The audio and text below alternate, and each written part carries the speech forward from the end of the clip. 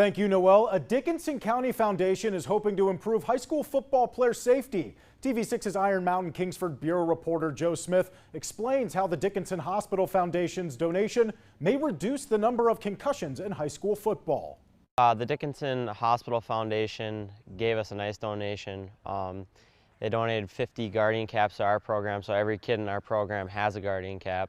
I think that makes parents happy, and we're really thankful that they were willing to donate an extra layer of protection for our kids and other area schools as well. The Dickinson Hospital Foundation in Iron Mountain raises, manages, and distributes financial resources in support of Marshfield Medical Center Dickinson.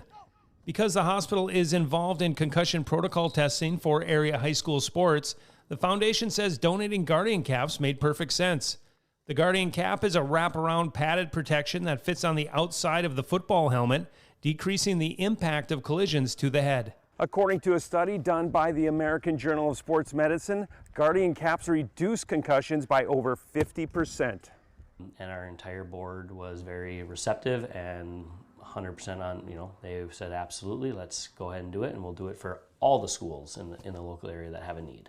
Iron Mountain, Kingsford, Norway, North Dickinson, Niagara, and Florence have received the caps for the upcoming season, a donation worth $20,000. At first, the players were not excited to wear the guardian caps, but now they understand the purpose and are thankful for the donation. Uninterested right away. I don't want to wear them, but we told them that we wanted to wear them for practice, and they've been receptive ever since. It's just another layer of protection for the kids, and that's always a good thing.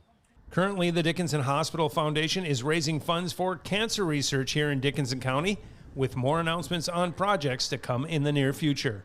Joe Smith, TV6 News, Iron Mountain.